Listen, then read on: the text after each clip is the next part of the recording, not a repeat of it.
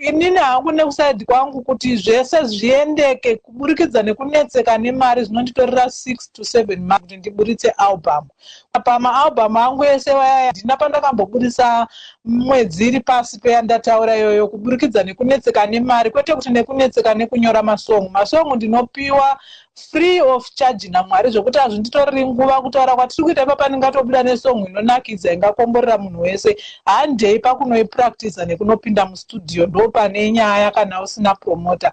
Ndinoda kuti nyika yedu yakakomborerwa nematalents akawanda, asi out there matalents akatsikirirwa nekushaya kuti munhu anoti ndotangira papi, zvinenge zvakaoma, handidi kunyepa.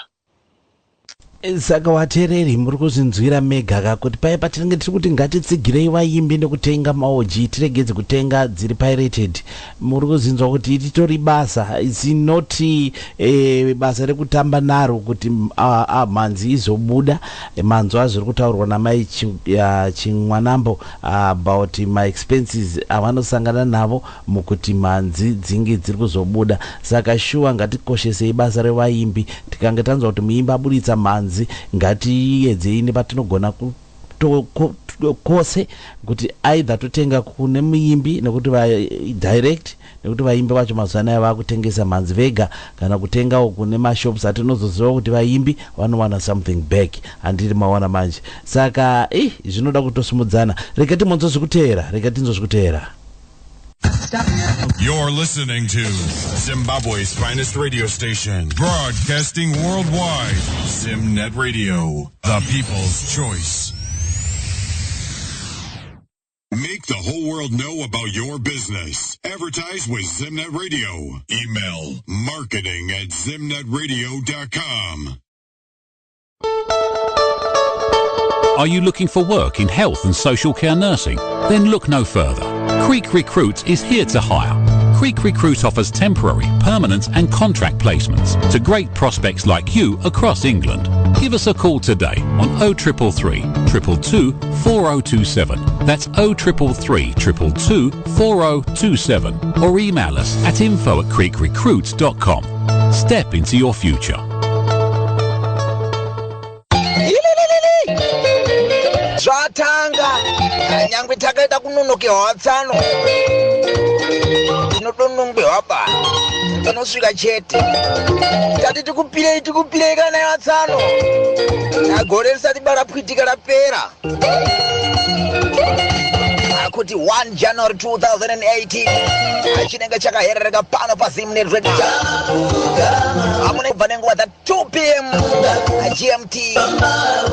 Amachita kudzidonedza dzamakafarira gore rese zvinhu. Papi pacho kesto pasese. Acha ndinokukurudzira iwewe chete muteereri usanonoka kudonedza vhoti yako iwewe. Aye top 100 naika akambo kako iwewe kaunoda iwewe akotadza kupinda nekuda kwekuti unenge wangoshayiwa vhoti imwe chete zvayo kana mbiri nhatu. Sadaro resa vhoti iri vaya pawebsite unongoti iwewe www.zimnetradio.com. Yes, musakangano kukanda mavhotsi enyu via the website, pane link iripo ipapo. Yes, tiange tiripo zvakare ipapo tichikupakurira idzo dzacho dzamuri kuvhotera idzodzo chichatangira kuno musi wa 1 January iwoyo chichatangira panapa pa DZ Studios. Saka kutanga kwakakosha, unoda kutangirana neni amaona manje vamwe vakazoti hanzi ukangochida kufamba mujechaka akona kuzotanga vamwe vatanga kare. Saka ngatizotangira pamwe chete musi wa 1 January kuva na 2 p.m. chinenge chakatsva tiri pa top 100. Right, rega tidzokere pa album zvasiyana. Tina mai onesai Chimwanambo kubva pa Mpopoma kubuluweyo vatinawo nhasi pachirongwa muimbo dzimbo dzechitendero. Rega nditore kamba kanonzi Nkosi yamankosi.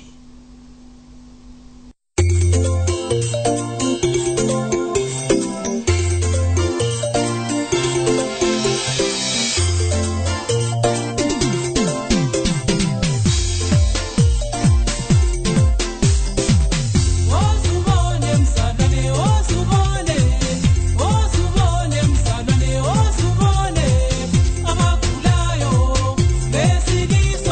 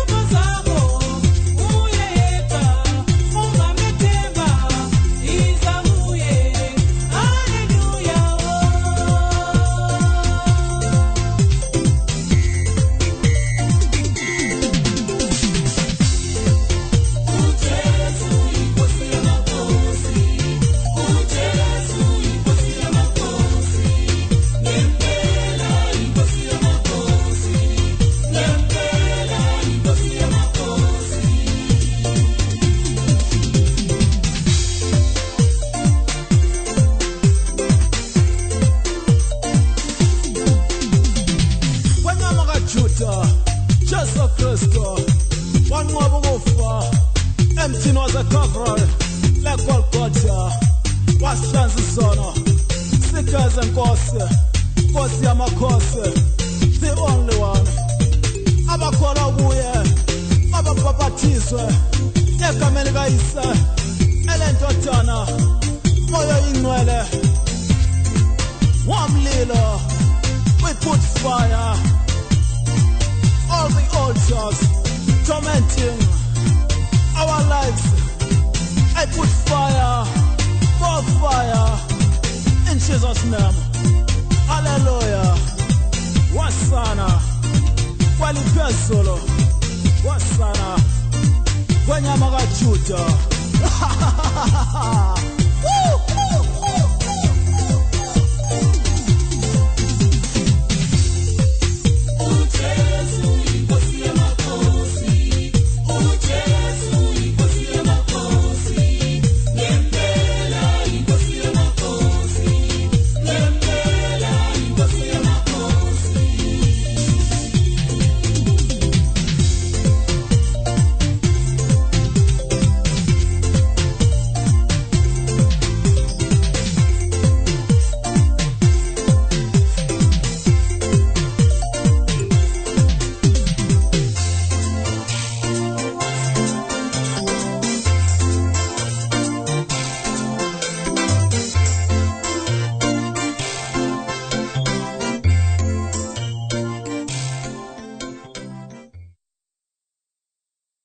Ikambo Nkosi Yamakosi.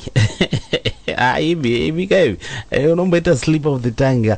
Kubva paAlbum zvasiyana vari kutibata tiri pachirongo huchi pasina nyuchi. Nhasi ndiri kumpopoma Blue Whale kwandina mai wonesai chimwanambo muimbi wedzimbo dzechitendero.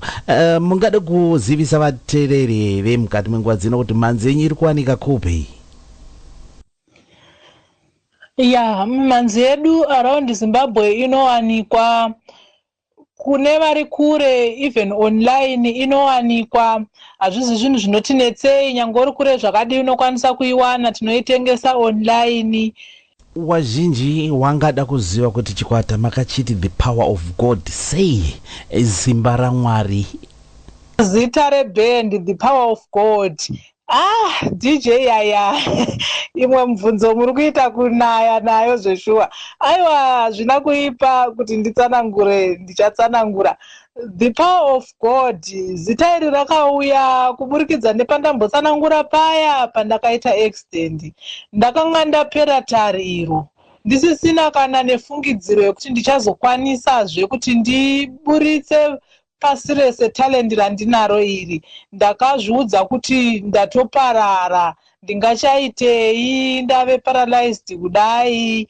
Asi Mwari vakangonditaridza kuti vane simba ravo, vakandisimudza pawheelchair, vakandibvisa pamacrashes. Nhasi ndiri kufamba netsoka dzangu. Saka ndakaona riri simba raMwari rakakwanisa kuti ndiite zvese izvozvo, kuti nhasi muzonzoonesai chimwanamba achitaura on air kuburikidza nesimba raMwari. Ndosaka ndakati bhendi rinofanira kunzi the power of God. Zita realbum zvasiyana. Mungade kuti jekesera kuti ko zita album makazoripa zita irori sei kuti zvasiyana? Zvii zvanga zvasiyana ipapa? Zita realbum ndichada kutangira paalbum redu rekutanga rinonzi Mbiri kuna Jesu. Zvimwe chete nezvandabva kutsanangura kuti the power of God, ndakangoona tichifanira kudzorera mbiri kumusiki, nekuti ndiye akatipa kuti tikunde pabasa irori, ndiye akapa kuti ndive zvandiri nhasi, mundinzwe nhasi on air. Kozouyazve inotevera yacho inonzi Uta nemuseve. Ndakapiwa simba naMwari, vakandipa authority pane zvinhu zvese zviri pasi rino, kuti hazvina zvazvinondiita, hazvina zvazvinokwanisa kundiita. Saka ndaizama kuudza Satani kuti takakunga Uta nemuseve, hauna zvaunokwanisa kundiita. Akamboda kundidonhedza, handirambi. Jobho chaiye muranda waMwari akaedzwa asi akazokunda. Saka takazokunda nesuwo tikakwanisa kurekodha maalbhamu amunokunzwa ipapa pazuva ranhasi, ari kukomborera pasi rese, ari kukomborera nyika yese. Ndosaka takapa album redu rechitu zita rekuti Uta nemuseve. Taizama kutaurira Satani kuti haana simba pamusoro peupenyu hwedu. Kozouya ratinaro nhasi, vazhinji vanotaura nepavanodira onesai chimwanambo kuti nongedza isusu chichazosiyana pakuimba kwake zvazvoshamisira. Aiwa, handina munhu wandakananga, handina munhu wandiri kuzvidza. Shoko raMwari 2 Corinthians chapter 5 pavhesi 17 inotaura iyo kuti munhu kana ave muna Kristu zvekare zvapfuura, zvese zvava zvitsva. Saka ndaizama kutaura kuti ndinorarama neminana. Zuro wangu anofanira kuziva kuti ndiri wemunana, nhasi wangu namangwana anofanira kuziva kuti ndiri weminana. Zvekare zvapfuura, zvasiyana, ndakurarama ndiri munyasha dzaMwari, ndiri muruoko rwaMwari. Saka zviri kungoendeka kuburikidza nesimba raMwari. Ndizvo zvataizama kutaura paalbhamu rinonzi Zvasiyana. Ndizo ndinogara ndakataura ndikati zvakanaka mukaka unogona hako kuisa shuga asi ukazoisa salt zvabva zvashata. Maungozvinzura mega vari kutsanangura mataito emaalbhamu avo kuti vakazoti albhamu iyi zvasiyana sei, nekuti raramiro yekare inofanirwa kusiyana neraramiro yanhasi.